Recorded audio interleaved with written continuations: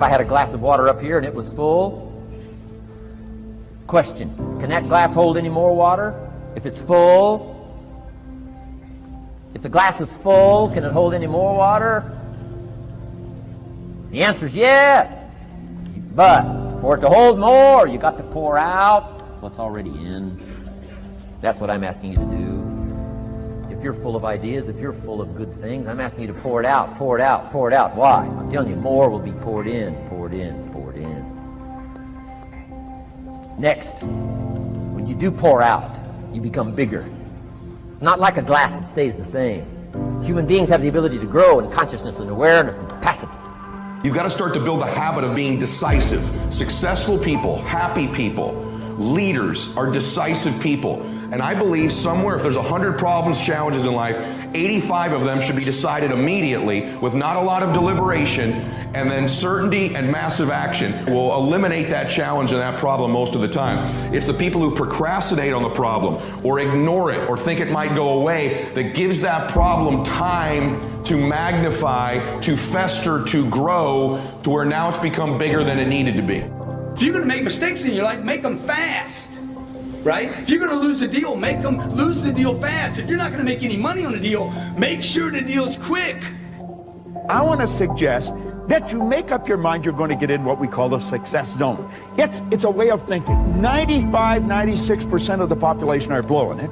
If 1% of the population are earning about 95% of all the money, you're not going to get a whole lot of people agree with what you're doing. What I could control was my work ethic. You've heard me speak many times about outworking everybody, but I think that just feels good when we hear it, but most people don't take it seriously. If you think that I have a little bit of success in my life, I can tell you what I attribute it to.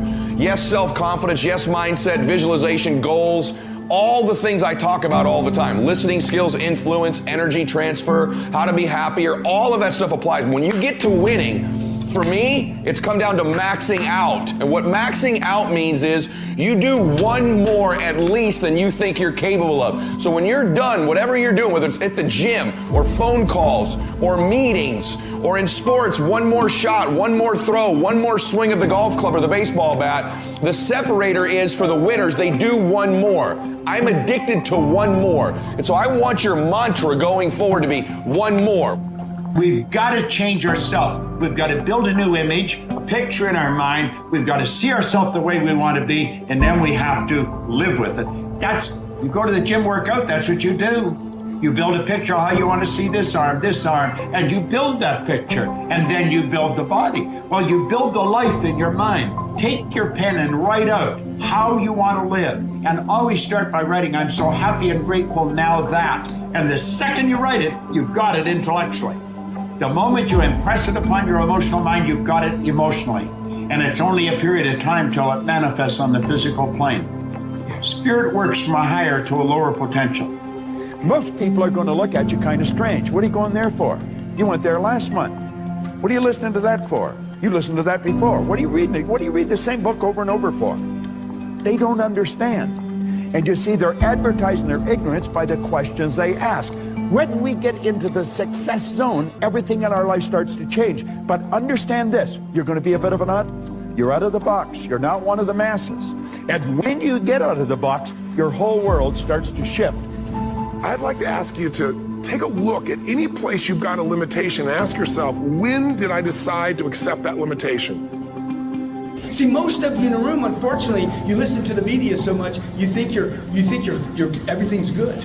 You think you're fine, okay? Because the media has not exposed the reality on the middle class. They talk about poverty and they talk about the rich people, and they never talk about the people in between. The people in between in this country suffer more than the people in poverty. People in poverty are actually taken care of. People in the middle are completely ignored. I'm talking about the people that make 200 grand a year and live up here and still don't have any money left over. They send their kids to school, they got 2 BMWs, they live in a nice house, they have air conditioned water and heat, right?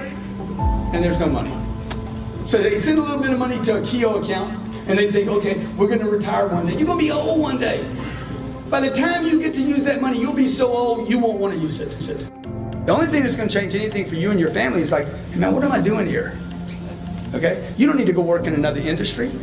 You take the habits you have right now to the restaurant business will fail. Every business is in disruption right now. Everything is changing. You want to go trade Bitcoin? It's going to take a commitment. It's going to take ups and downs. Going to be a bunch of ups and downs in that crypto play. Everybody agree? Okay. You want to go do the real estate game rather than the car game? I'm gonna tell you something right now, man. If you don't bring commitment and discipline and fortitude and persistence to the real estate game, you will get killed in the real estate game. There's no game that you're going to win at that doesn't require a commitment.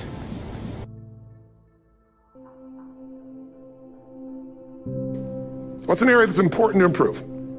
If your body's great, how about your career? If career's great, how about your relationships? Intimate one especially, or your kids, or your relationship with your creator, your spiritual side of your life, or is it your finances? Figure an area that really matters. Decide on that area. Number one, write down what your life is like in that area right now as specifically as possible. So you might say, well, I'm 13.5 pounds overweight, whatever the weight is, whatever the situation is, or my body fat's like this, or I wake up exhausted in the morning, and you write the truth of where you are right now. So you're real clear. Or I'm not in a relationship. I say I want a relationship, but I'm not in one, and I don't seem to find them. All the good ones seem to be gone is my belief. And I really do want one, but I don't have it. Whatever your definition. Or I'm in a relationship, and God, I wish I wasn't in a relationship. I'm planning my escape, wherever you are. Or I have a wonderful relationship. We love each other, but there just isn't enough passion. Just write the truth of where you are. The area you want to change, but write how it is. And then the second step is, this is where you got to be really honest with yourself. What are the rituals that have put me there? Because whatever results you're getting, even if you don't like the results, there's some rituals that are keeping you in that place. There's some rituals of what you eat or don't eat, how you move or don't move, how you sleep or don't sleep. There's some rituals in the lack of variety or spice or energy or focus in an area. There's something you're doing, and it's usually not one thing, it's a bunch of little things that you kind of do consistently whenever you think about getting in a relationship, whenever you think about working out, whenever you think about money. You get yourself in a state of overwhelm. You start thinking about all the things you can't control. Just write down all the rituals you have, and then here's the third step. What do you want? What's your vision? And be really specific. I want to be my fighting weight. I want to be the strongest I've ever felt. I'm going to turn whatever it is, be specific. And then, last step, number 4, what are the rituals that'll get you there?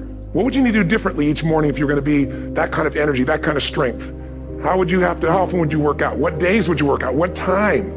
A ritual is something you do consistently, usually at a specific time, so it becomes automatic. Let me tell you something. Willpower doesn't last, but rituals can last a lifetime. I bet you have some rituals in your life right now you've been doing for years, even though some of them don't serve you. I'm just saying, wake yourself up. If you want a new year and a new life, you don't need to start on January 1st. Start today. Start with this little video. And just begin to see what happens and see how easy it is to just do a few little rituals. Don't do them all, just do 2 or 3 new things. And you know what happens? You'll get momentum. Because once you discipline yourself in one area of your life, you feel yourself doing it in other areas as well. And I always say something that my original teacher taught me. I always remind people, there's always 2 pains in life. There's the pain of discipline, or there's the pain of regret. And discipline weighs ounces, as my friend Jim Rohn taught me. Regret weighs tons. You don't have regret. So right now, what do you want to change? What's it really like? What are the rituals that got you there? That'll take a little homework. If you're not sure, ask the people around you. They'll tell you what your rituals are. What do I really want in depth? What are the rituals that'll get me there? And then get yourself to start a few of those actions and lock them in place.